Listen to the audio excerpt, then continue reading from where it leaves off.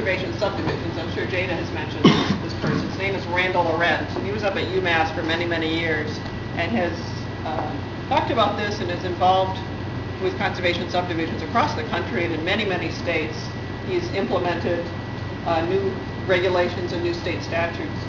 But one of the things that he was noticing was that towns that had been developed 30, 40, 50 years ago, those towns are discovering they have no more open space.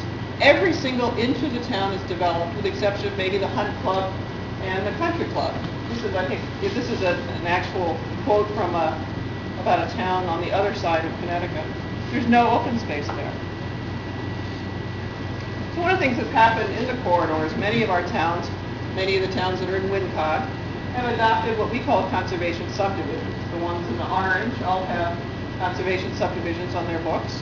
Two more, Windham and Lebanon, are drafting regulations. And I should say I live in Windham, and I'm on the Windham Planning Commission, so that's how I know for a fact we're in the middle of drafting subdivision regs. So a lot of this is, for me, my experience sitting on the Planning Commission side of the table, seeing presentations from engineers about how they want to develop parcels. So what's a conservation subdivision? They actually go by 3 different names. They're also called open space or cluster subdivisions. And it basically provides the same number of building lots or density as current zoning, but it locates the development where it's best to be on that particular parcel. It reduces lot sizes and lot distance requirements, sometimes between houses or between a house and the street or neighbors. So if we go back to our 80-acre parcel, this is what it could be developed as with an open space conservation subdivision. Still that same 34 lots, but this time they're about 1 acre in size. If you overlay what was there before, you can see that subdivision is really laid out thinking about the original parcel that was there. It was designed with the land, respecting the land. Once it's developed with houses, you can see how things are pulled away from that stream, so we don't have to worry about people fertilizing their lawns. When we drive down the road, we have that same feel that we had when it was a rural area before there was development there. So we've protected that rural land. That stream is protected. It's respecting the land that's there, and a community was created. Now I said that there were 34 lots created. Actually there were 35 lots, because one is the open space lot. So then somebody needs to own that, it's a piece of land. So three options really. There's a homeowners association, if it's going to just be used for the homeowners right there. Maybe the meadow could end up being a ball field for the kids to play in, and it would be appropriate for the homeowners association to own it. If the land around it maybe was owned by a land trust, or it was significant natural resources there, maybe a land trust would want to own it. If it's something that the town wanted to use for its own use, for playgrounds or whatever, then it could be owned by the state or municipality. Each subdivision is usually done slightly different, because every single subdivision and every piece of land is different. Paula, can I ask you a couple questions at Sure. this point? You back up a couple slides to the overall view of the developed town. Question number 1, where's the water sourced? Question number 2, septic. And question number 3, what about the possibility of retaining agricultural rights to some of that open space? Yeah, what this could very easily happen is you can almost have 3 owners here. Let's say Joshua Trust or somebody like that owns this land here. I'm answering your last question first.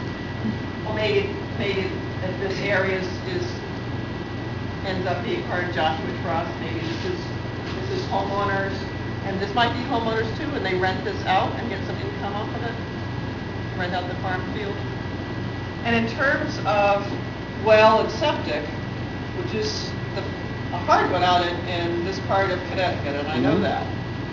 But where do you locate these houses? You don't say, here's where I want to put houses. You say, where can I get septic and well in? And that's where you locate the houses. So you do it backwards. We'll look at that. One of the last little bits that we talk about is how you look at that Okay, backwards. so we don't have that for this. No. Okay.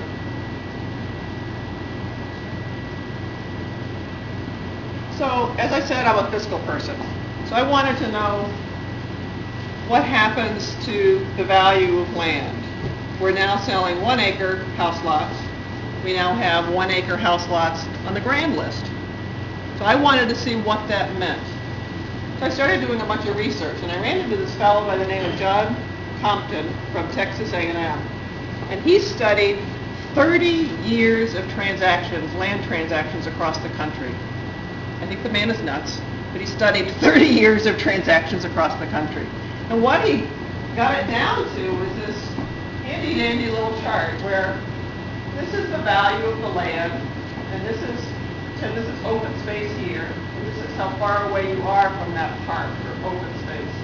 If you're right next door to a park that's a nuisance park, ball games, you're going to get a ball through your picture window, your property value is a little bit less.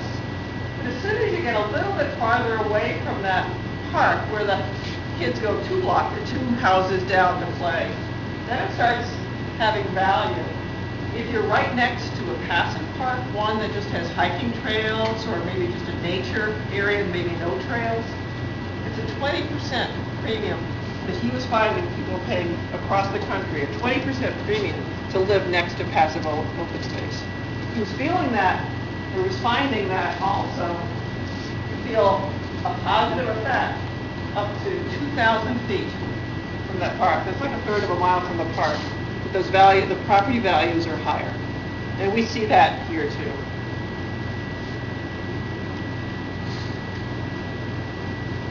Realtors are the ones that really know real estate values. I don't know if you've noticed, but when there's an ad in the paper, they always put the feature first, like fireplace, 3 bathrooms. Well, if it's next to open space, one of the first things they mention is open space, because people want to live next to open space.